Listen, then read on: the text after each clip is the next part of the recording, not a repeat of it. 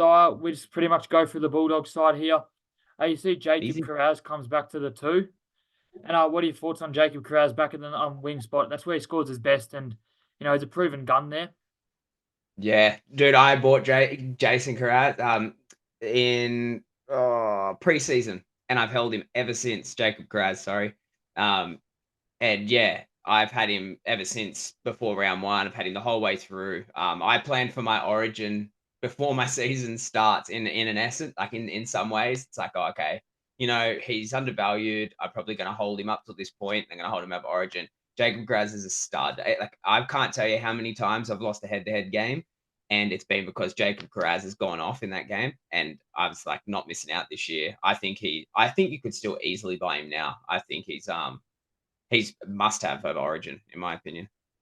Oh, yeah, I think he's close to a must have. That dual position, very handy. But at 692k, I think it is a little bit too much for Jacob Carraz, though. But we know what he can do. He pumps out gun scores.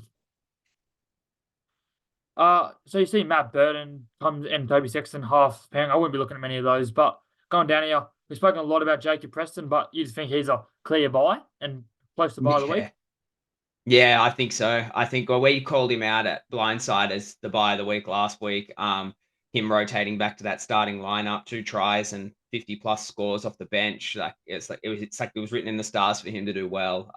Scoring 2 tries and playing 80 minutes wasn't what I expected, but look, he shows he's capable of it. I think he's absolutely must buy. Again, going back on what you were saying before, I think it depends on how many doggies you got in your side as well. Look, I'll probably be pivoting Hughes next week. So bringing Jacob Carraz in, Jacob Preston in only gives me 3 doggies. So who knows? Yeah, Yeah. I'm still thinking I, about it. I do agree with that. And just on the part of Sam Hughes and Jermaine Salmon, they both got their starting spot still. Do you still think they're both a hold, or are you selling them both after they went low on the weekend? I think Sam Hughes, is more of a sell to me than Jamin Salmon. I think Sam Hughes is more of a luxury trade, I would say. I'd say if you need him to make 17 this week, then you wouldn't trade him. But if you've got 17 without him, you could move him on. That's probably how I would look at it. And again, it depends how many trades you got. Like I'm getting all different sorts of screenshots of teams on Patreon and Instagram and Facebook. And some people, like one person I've seen has got 1 trade left. And other people have got like the most I've seen is 10 trades. So I'm like, look, it all really depends on your trade position. But look, assuming you've got the trades to do it, I think he's a hold if you don't have a full team. Yeah. Well, the other guy we do the run the Instagram page with, he has 16 trades left, Whoa, good on him. That's massive. and he's ranked 720 or something. Get out. Oh, dude, he's in prime position. Good on him. Yeah, I know he would finish well, but I mean, there's not really much to take out of this. But the one guy seeing Blaze Talangi in the centres, would you still be looking to buy him at 411k, or is it just Blaze not playing fullback? It's kind of a hold if you have him, and he just got dual position too.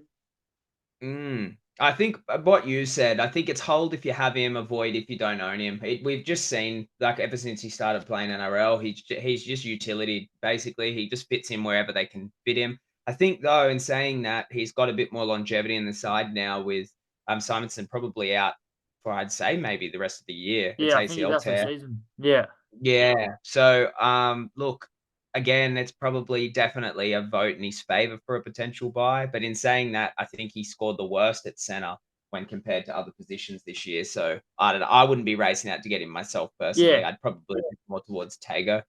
I don't think he's scored terribly though. He's gone 42 and 34 in the centres. Like they're not terrible, Mm. but they're just not as good as he scores in fullback. But Yeah, yeah. looking at this, he loves a meat pie. Like he's played 6 80-minute games and has scored 4 tries. Yeah, wow. He does like getting over, doesn't he? Yeah. But yeah, so that's that for the team list. So talking about Ethan Strange, he went for a 44 on the weekend. And do you think he's a hold through this bye period just with that dual position and playing around 16 just so handy? Because for my team, I'm looking at it, I can just pivot him into the centres and then move a Jacob Carraz or Ruben Garrick down to the wing fullbacks with their dual position. So I'm very keen on holding him. But what are your thoughts on him? Yeah, I'm the same. I traded out Strange probably round 10 because I had the Yeah. center coverage prepared for Origin without him. And it was kind of between him and Weeks. Like what way was it going to go there? And Weeks just seemed to just ice it with all the game management, and that kind of slowed Strange down a tiny bit. And I pivoted him, but look, dude, if I owned him, there's no way in the world I'd be moving him. He's a hold all the way through Origin. Yeah, he puts up 50s here. I feel like the floor for him now is 30s. Like he's doing more with Weeks there. Like Yeah, he's running the 100%. football more, and he looks to be tackling pretty well in the bigger blokes too. And it's only a matter of time till he gets a couple more He can good tackle, can't he? Did footballers. you see his hit on, Jake Averillo last week? Just Oh yeah, ran through off the kick from Savage, and I was just like, "Whoa, dude, you shouldn't be putting on hits like that. You're too small." But yeah, he loves the yeah, defense. he can definitely tackle. So going down to Tolotau call up 474K. He's been moved to the centers. So you're definitely holding him if you have him, but you're not buying him at all. Yeah, that's exactly my brain. I've got him, so I'm just holding him and riding it out and hoping for the best. But yeah, there's no way in the world I'd be buying him now. Not even if he gets the rotation back to fullback, I wouldn't be looking at him personally, just because Well, we've seen how volatile it is, and Turbo gets back in round 18 or something like that, pretty yeah, I close. So think Turbo will be back after their buy, and they'll need Turbo too. Like yeah, for them to make the 8, he'll be crucial for them. yeah.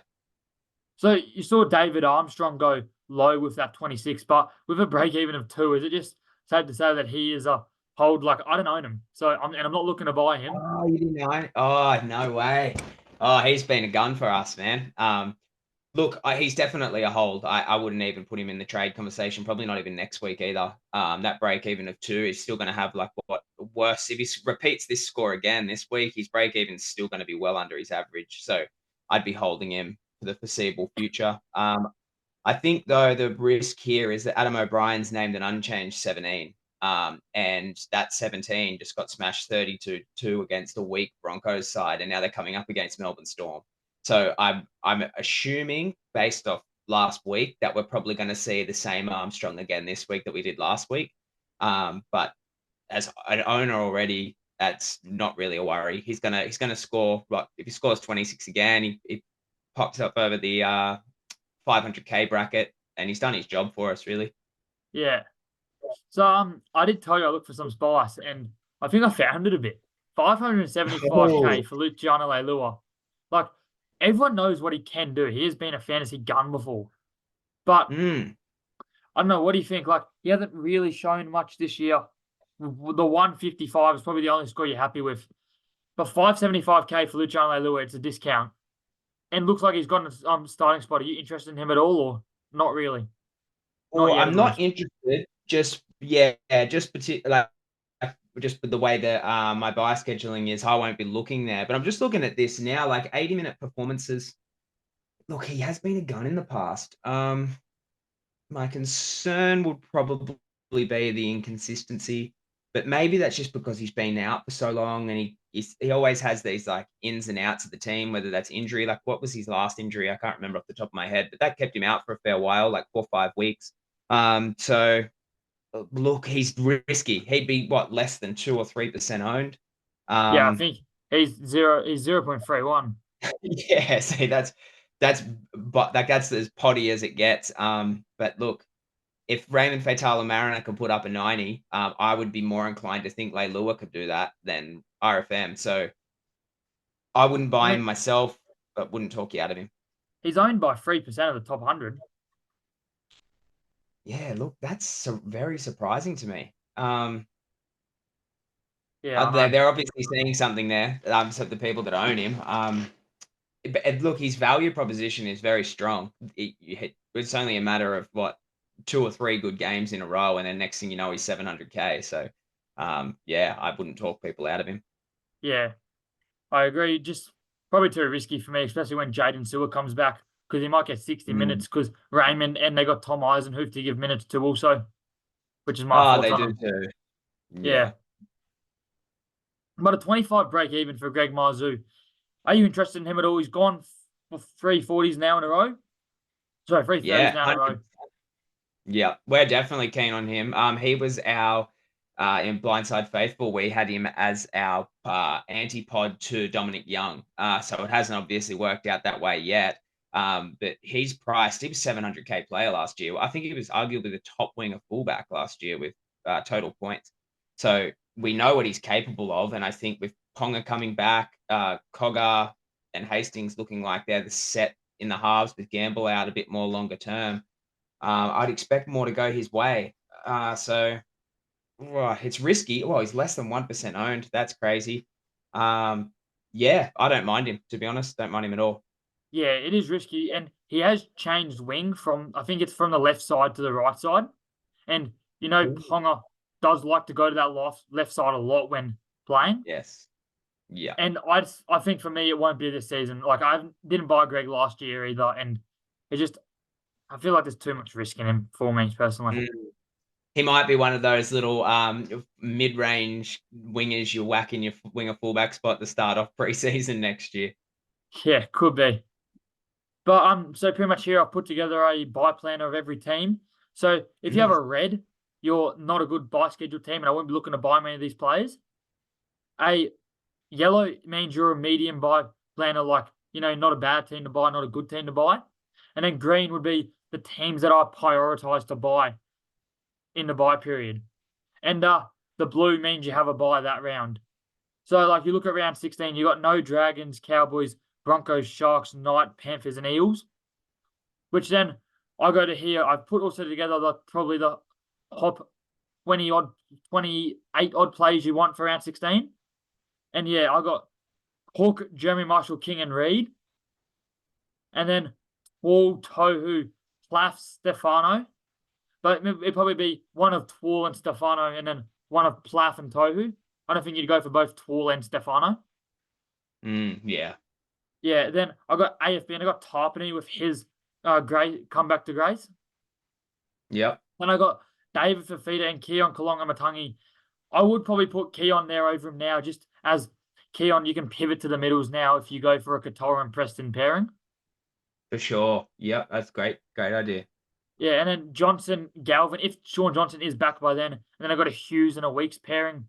Most people will probably have a Galvin, so maybe it's a Galvin and a Hughes, and then you play Weeks down in your wing fullbacks, which will probably be the most popular option. Yep. Then I think you got a Manu who's got the dual position too, and Matt Tomoko. I mean, we all know Matt Tomoko is an absolute gun. And Yeah. then When he's on. we all know these Dolphins players. They do play around 19 too, which is why a lot of them. But Aiken and Farnworth, I mean, Aiken has been killing it. Probably the long-term centre keeper this year. And we all Yeah. know what Farnworth can do. He's kind of found a bit of more form. Teddy will probably be changed now if he does an Origin. But, I mean, I think if he doesn't play an Origin, he'll still be probably close to the best option, Yeah. along with Garrick. And then you can pair, I think, any of Karaz, Bullock, just because the Tigers don't have another buy, and we know what he can do. And then Papali'i, oh no, sorry, not Papali'i, Pappenhausen in at the wing fullback, and then you got Latrell, Isako, and Turbo if he is back by then. So, like, what are your thoughts on that round 16 team? And is there anyone of interest in that round 16 team you're interested in? I've got a sneaky interest in Pappenhausen. I had him up until he got injured, and there's just something about him at the price range that he's at. Like we know he's kind of an extreme. He's a lot like Drinkwater in a way, but he doesn't have the price tag. It's like he can go big, and he just needs attacking stats to do it. Otherwise, his floor is around that 30 mark. And I think at his price point, Melbourne Storm players, like what I don't think I own any outside of Harry Grant. So, that would suit me very well. I think the Kaloa Matangi shout's huge. I think that that mid-edge duel has set him apart from the competition. Obviously, the Tigers players, I think anyone in a Tigers jersey is a good buy. I probably wouldn't look to hold over more than 3 of them, though. So, say like everyone's got Galvin. I've got Samuel Fainu. So, I'd probably be in the market there for like a Utoi Kamanu or a Twal. Well, flip a coin on that. Like I've been Yeah, struggling with that decision. I do believe that you go one, like you don't buy both. Yeah, for sure. I think that's a good because you got to trade them all. Or Yeah, trade the Tigers players. Round 27. I You mean, don't want to they be got like, around 26 by. It's the Warriors with around 27 by. right, okay. Well, I guess that kind of puts a question mark over Warriors players long term as well. So Yeah, people like Johnson and stuff like that, they're going to be great up until that point. But you have to keep in mind that they're going to have to go. Otherwise, if you have an AFB, a Tohu Harris, a Sean Johnson, a Twal, an Utoika Manu, a Galvin, and you start pushing rounds 20, 25, 26, 27, and you've got 4 or 5 trades left, you could be using those trades to pivot to like upgrade other players or to pivot to in other directions. But now you're going to have to restrict your options earlier, knowing that you're going to have to get rid of those players later. So, And it's a balancing act. yeah, the big teams like to rest their big players, as I'm sure we all know, playing fantasy for a long time. Like that round's 27, it kills us. Like you have now if the bye's there too. I remember last year, I Yes. think it was the Eels on the bye. We all had Moses, Hopgood, and like there was just, and then there was Yo rested. Like I think I fielded 15 in that week. Yeah. The round 27 is always rough, isn't it? Especially with the finals teams. It's just like, oh, they just give them a break. And we're probably going to Yeah, see that mimicked a little bit over this origin period of kind of like who they look to rest, or whoever they rest now is probably likely the opposite's going to rest. Like, say, Cowboys is probably a good example to use. Like, if they turn out to go, oh, well, Cotter, I'm pretty sure in the news too, Cotter's got a kid due late this week. So he's got to play Origin. Hopefully his kid's not born before then. If his wife goes into labor and then he's forced to go to the hospital, give birth to his son or daughter, well, then he's going to be out, and that will probably count as his game managed. So then maybe towards around 27, he won't get managed. And it's like, it's so hard to say though, dude. Like you said, you can make your best guess, and then when you get to round 27, you're always struggling to field a side. So yeah, yeah. trades are just so important. Trade management is insanely important this period. Well, we do get the other 8 trades, which is the only thing saving me right now from my team going in all Yeah. shambles. I was talking to my brother because he's got about like 7 trades left, and he's like, "Well, yeah, I got to start like using them." And I told him, "Oh, you realize you get 8 more?" He's like, "Oh, I can just start trading all I want then. That saves me." Yeah, he didn't know. I get that's the big save. To be honest, it's probably good that they lock them away until a certain round. Otherwise, Yeah, so many people would blow their trades. It's such an like everyone talks about trade saving and protecting your managing your trades over the year so that you're protected throughout the year. But this year's been insanely difficult for that with injuries and stuff. So when I hear like I can't remember his name off the top of my head, but yeah, a mate that does the helps with the Instagram page, he's got yeah, 16 trades left. I'm like, dude, did you just close the app for a few months and then jump back in again? Because I'm like, how the hell did you manage to do that? So yeah. I know. there's I people get like that manage their trades that are killing it this year. yeah, and I get trade happy too. Like see lockout lifted, I'm Yeah. like, "Oh, what can I do here?" Yeah, 100%. Oh, yeah, that's where fantasy and content creation has filled the void a little bit. Yeah, I know. Because back in the day, I'm waiting for the next video to come out. Like, oh, it didn't care who it was, as long as someone's bringing out content and I've got something to watch. But now I'm behind the screen creating it, so it's kind of Yeah, fills the void of me getting trade happy. and then yeah, so going through that, like you look at the buy hold sells here for the origin period. Like I don't think many of these players are sells. I've kind of gone for more of the buy and the hold in this list. Mm. But we'll go through the top 5 teams here. So I got Little, Jack DeBell, and Luciano Leilua.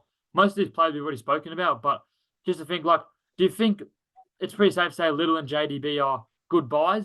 But I wouldn't be looking to buy them now if they're around 16 buy. Yeah, I think that's in terms of short term Origin buy planning. I think that's very important. If you haven't planned for Origin prior to the Origin period to cover yourselves for these first 2 major buy rounds and the 2 minor buy rounds either side, then these people like DeBell and Little, they're not targets. Whereas, say me personally, I prepared for these earlier rounds, minor majors, or the 3 majors and the first 2 minors. So I'm looking for people more in round 19. So someone for like DeBellin for me is a good trade in. So even though I've got him off next week, it's like, well, if I get him in now, then it's one less pivot I have to make closer towards round 19. So it just depends what position you're in. But generally speaking, yeah, they're not players you would target now if you didn't buy them in round 13. Yeah. And I think everyone's getting like they're not really looking forward to the minor buy rounds. Like I know Yeah. round 17 or round 14, sorry, I had maybe 16 players at a stage. And I was like, oh, I got to get rid of Gus Crichton last week. I got to get rid of Tedesco and maybe Strange this week. And because I got to be able to field a strong 17, because this is really where the ranks are made with these Yeah. 5 weeks. But then Yeah, going on, absolutely. Yeah. Then going on to the Tigers, I got Twall, Stefano, Galvin, Appy, Buller, and Fainu. I'd say out of this list, I'm not really interested in Buller. Like he's there because he has a good buy schedule, but I don't think he's putting up the scores, and the Tigers aren't good enough. But I'm very interested. Well, Galvin, everyone will have him, so eliminate those two. Yeah, I'm very interested in Twall, Stefano, Fainu in the middle, and then Appy as that round 16 hooker for me to pair with Jacob Little. yeah.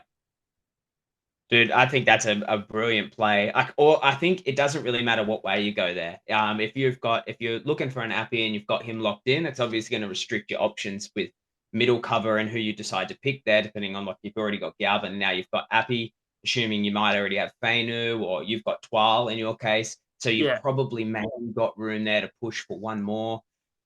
Maybe not. I personally would limit myself to 3 Tigers players, just because I know I'm going to have to get rid of them again.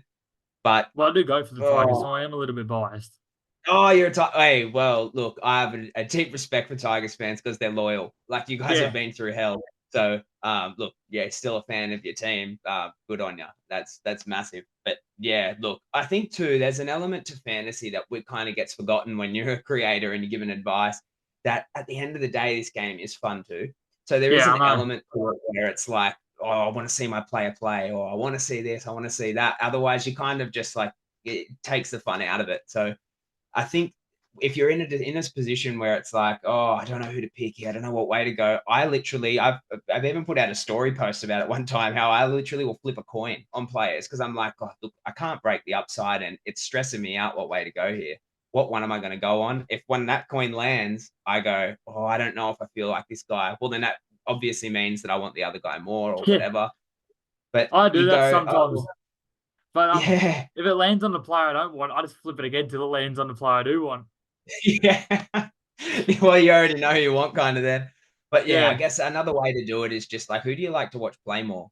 And just go that way. Because at the end of the day, like, look, there's 230,000 people that play this game, and there can only be one winner. So, yeah.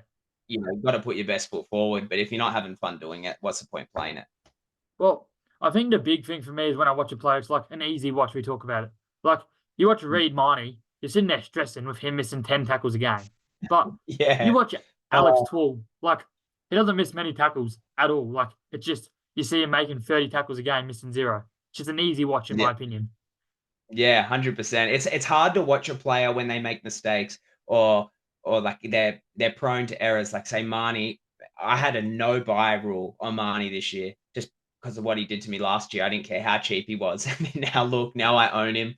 And I've got that same feeling. Like last week, I thought he was a captaincy option. I thought he was going to be a strong captaincy option with no Burton and Crichton. But he just kept making errors, wasn't really getting that involved with the ball, and then you're sitting on the edge of your seat the whole time. So yeah, I think you're right. There's an element of no risk that you want in players just to, like, yeah, keep you grounded while you're watching.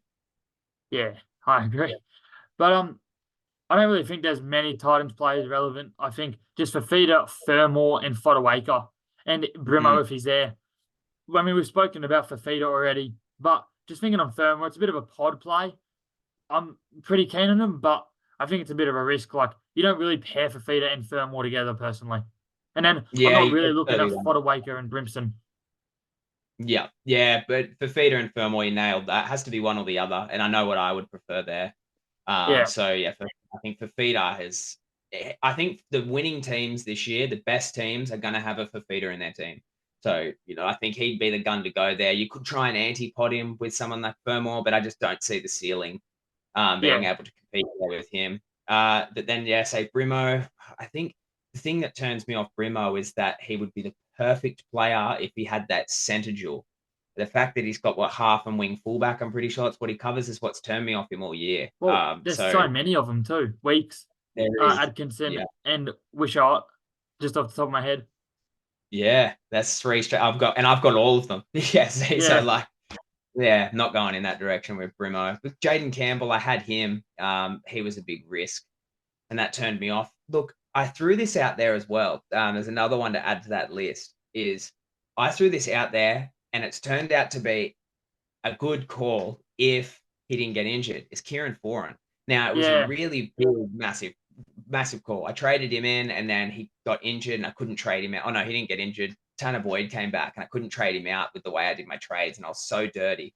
But he went off, and then Tanner Boyd got injured, and we just seen that game management role of Foran come back, and then he injured his hamstring. So it turned out to work in against him being a buy. But Foran staying in that team as the game manager and the sole half, or with a Brimo next to him or a Jaden Campbell next to him, he's going to get 50s, and he's kicking the ball all day. So, he could be a really, really risky half option if you're looking for it. But look, if you're not Yeah, going for Brimo, then you he's a wouldn't be bit going hit or for miss.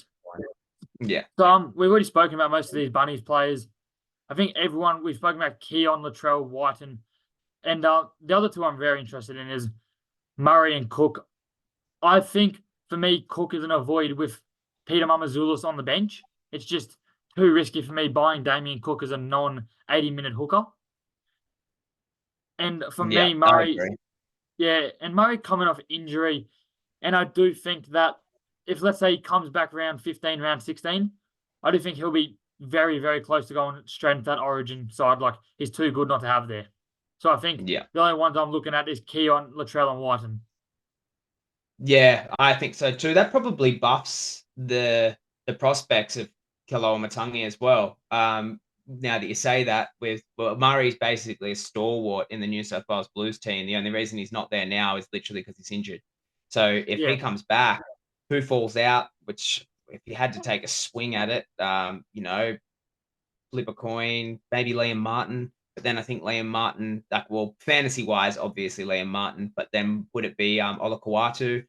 yeah, Murray's going to be in that team. They're not holding Murray out, which probably bolsters Kaloamatangi's prospects as a buy because it would lock him into that lock role more longer term. I don't know. That's kind of buffed up my thoughts on Kaloamatangi now. So, I'd like to see oh, if they play like they start Kalonga because I think Murray's their 60-minute play. I wonder if how they used to do it with Arrow, where they'd start him on the edge, then Murray would go for his 20-minute stint. Then maybe hold Cheekham on the bench, then they move Cheekham to the edge for 20 minutes, and then they move Keon Kalonga to the middle oh, to stint, and then that's a back to the good. edge. That's very interesting. I wonder, is Tallis Duncan in the team this week? I'm pretty sure Yeah, Tallis Duncan will be 14, 15. Yeah, so that's probably what they're using Tallis Duncan for right now, is that yeah, same rotation. So that would probably mean Murray comes back, Duncan drops out, Kaloamatangi goes to the edge and plays and that rotation. Yeah, that's a good yeah, call. That's a good shout. I think that's exactly what's going to happen. I think that's a very good shout. yeah, I agree. And then I think that we've pretty much, and then for the Cowboys, the only player I'd say you're really looking to buy through this period is Drinky. Like, I think you got Cotter, Holmes, Robson, you're holding those guys. But I just think I've got non-Origin players on this list only, which is Drinky, and I think he's the only one you're looking to buy or hold. For sure. Yeah, and another big I just posted this on the story in between videos. Jake Granville ruptured his bicep in the game Yeah, against the Roosters in the first 10 minutes, played through, and he's likely going to be out for the season. I'd imagine, like, with his age and yeah, wow. a bit being a biceps injury, which is going to bolster Robson's prospects for backing up after Origin. So he's definitely way more in the hold category than he was before. Probably I'd have him higher on my hold radar than Harry Grant. So Yeah, I agree. yeah, And they'll probably finish around the same score too for the season. for sure. But got onto the round 19 optional team. I got 10 minutes left in the video. Yeah, I got sweet. Cook, Little, and Jeremy Marshall King at hooker. I think it's pretty self-explanatory. Like, Marshall King, if you have him, you hold him the whole time. And then again, I got a Twall and Stefano pairing. Like, you pick one of them this week or round 16, and you're holding that one till round 19. Yep. Again, same with Plath. It's like you got him. Everyone's probably pretty much got him. You hold Plath to around 13, around 19, where he's got that thing. And I feel like you're looking to pair him with maybe a Cameron Murray. Yeah, Because I that's a think good shout. if Murray doesn't play Origin, he'll be at 700k. He's an absolute shout. Like, and Yeah, then that's as the nearly where he other, started. yeah, as the other middle, I got Mo Fodawaker and Thomas Hazelton. I think there's not a lot of middles going around this week. I do think maybe you could move Keon Kalong and Matangi up to the middle now for that duel over Mo and Yeah, Hazleton. I'd put them both over there. But yeah, if you want to play them on the edge, I think that they're interesting options, Mo and Hazleton. for sure. Yeah, I love Hazleton. The Hazleton shout. We called out Hazleton as a buy as well way early on when he first got rotated to that starting role. I wouldn't have taken the punt on it. It was just more or less like, oh, just keep an eye on him. Like he's probably worth a watch. And he just went on like some try scoring frenzy. But he's great to watch, and he's got a pretty good motor for the way he plays footy. Like I can see Hazleton maybe not so much of interest to me this year, but I think he could be a big smoky as like a good starter for next season. The way he's playing now, if he gets elevated time in the pack, we've got Royce Hunt looking to sign with South Sydney. We lose Braden Hamlin-Welle, I think, as well. We bring in Adam Blake. So, I don't know. Hazleton's definitely up there as a big pod option. Yeah, I do agree. Like, yeah, not not much to say there. He pretty much said it all. Uh, and then I got Lucas and Cardi. I think we've already spoken about a lot about KPP and Lucas. I do think it's KPP or Lucas and then Cardi. And I do think that Cardi will do a job, and we've spoken about both of them, to be honest, already. Mm. And going through, yeah, again, I got Fafita, Keon, and Thermal. I think it depends which one you choose. It'd be probably Fafita, and then Keon goes to the middle for that Mo and Hazleton spot. But we're both pretty big on them, I think. Yeah, I like that move. Yeah, and then with Hughes and Johnson on the round 19 bye, kind of is a bit slim in the halves. So I got Galvin and Atkinson if Hind is still in Origin, and a Cody Walker as an interesting option. Ooh, yeah, that could be a good shout, or even a Jack Whiten you could throw Yeah, there one of as those well. two. And then Yeah, I think like you choose between Moses and Brown. Like you're not pairing both of them together.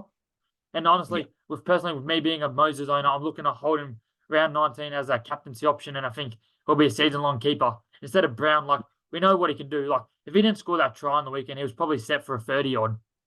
yes, it was yuck looking until he went over for that try. I was stoked with that. Yeah, But but yeah, I jumped on Brown way earlier in the year when Moses first got injured. So I've kind of just had times where I'm like, oh, I've got to trade in this week and held out, and I've just dragged him the whole way through. So for me, he's always kind of just been a hole filler for the future. So he's definitely for me going to be my pivot in the run home to a Hines or a Cleary. yeah, I agree. And he's already 800K. Like you could honestly pivot to them now, just hold him to around 18. I wouldn't, but like Yeah, you you could could. easily do it. Yeah. Yeah. And then again, yeah, I got the Aiken and Farnworth pairing. I think we've already spoken about that. Along with a Ramian and a Gagai pairing. I've been pretty big on Gagai this season. And I know Ramian he's in my draft team and he's a gun center. I do think that he is a very big smoky, but I don't mind him at all.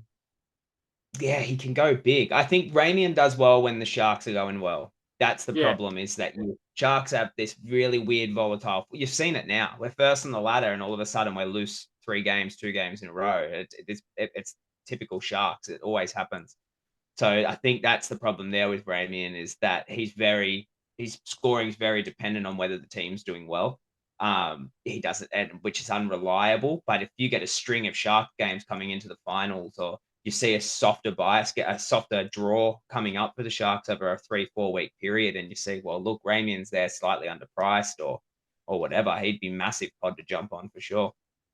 Yeah, I think he'd be really good. And Gagai, like he's not goal kicking, but he is a gun and he doesn't look likely to make Origin at all. Yeah. But then going down, I think we've already spoken about all of these guys, but the only one we haven't really spoken about is Clint Gufferson. I'm pretty big on him this week. Or like not this week, but like just in general as a buy planner. But I think he works too hard and puts up too little scores. Like he runs 250 meters, 200 meters, and he puts up 30s. Like games that he scores 50 and 60s, he needs a hat trick to do it, to be honest. Yeah, Andre. He has like fullback, his fullback position, but he has scoring more similar to a winger. Yeah, like as we say in here, winger stats. Yeah. But we won't go through the rest of the guys in this video because we kind of think you already get that. To wrap it off, we're just gonna go through my team and what we're potentially thinking for this week. So yeah, I'm thinking of bringing a Viliami Fafita to Brendan Hands. I just think that strengthens my emergencies. And like with me playing, like, because I want a 20 playing or 21 playing, and William Fifita's Yeah. not making any money while Brendan Hands is. And then, not sold on this trade, but I do like the Tedesco to Hughes and Madison, the Kalonga Matangi update. I think like Kalonga Matangi is just a better version of Madison. And Yeah. With less competition for position. yeah, and then with the Tedesco to Hughes trade, I could maybe go Madison or one of them to Feeder, but I have to downgrade another one to a Jack Wyden. And I'm Mm. composed against that, but I just think Jerome Hughes is just so much of a gun. And like I could honestly, if I'm going with Jerome Hughes, I could get through this year without going back to a Hines or a Cleary. If I have Hughes, Moses, Galvin as my halves, like they're probably you go probably Hines, Cleary, Johnson, then those three as your next three options. Right. Yeah. And you've got Yo, which is big. You've got like that set forget style captain. So you don't really need them. Look, I'm personally on the train of if you don't have Hines and Cleary, you got no chance. But that's just because it's always been that way. So I'm a bit slower on the pulse moving Yeah, on I will. to I new will be things. bringing But in I will be bringing in Cleary. That's for sure. Don't know about the yeah, Cleary Hines combination, like because I know after Origin I'll be targeting a Kane Haas in my middles, like a oh Carrigan yeah, maybe, and there's a lot of players I'll be targeting that are playing Origin. Tedesco again, yeah. Daly And Cherry you're Evans blessed. even. Yeah, Cherry Evans could be a good shout. Hey, especially if the Sea Eagles are borderline on the edge of the 8 and they're trying to push for finals. Like you're gonna see the best Cherry Evans then, trying to Yeah, put his best foot forward. I think so. But if you just had to give your thoughts on this team, what would you think? Like, I think it's pretty well balanced, and I feel like I've really strengthened my emergencies. And just my plan for next week is not making any trades and just copping. Hopefully I'll hold around ranks, and then that's where I make it back around 16 and 19. And I'm planning on using all 7 trades by round 20 with where I get those 8 trades. That's right. Your strategy is more directed like that, isn't it? Like you try and run the gauntlet a little bit over the origin period and then rely on the 8 extra trades you get for the Yeah, run home. because Like that's your I strategy.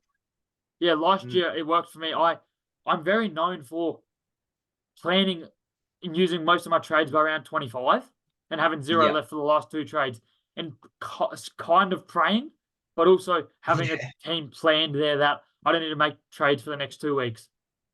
Yeah. They can But yeah, run if the you, yeah, and I guess it's the risk of the play, isn't it? It's like you've got your team fully set up, and if it you don't get injuries or you don't get mishaps, you're gonna kill it. But then if you do, you've got to be able to pivot out of that. And I guess there's always an element of risk no matter what strategy you take. But yeah, looking directly at this team, like your positional coverage is insane. You've got people from all different teams, so you're not going to be restricted in any particular round, and you've got trades in the bank, so it's like, well, if you need to make trades, you can make them.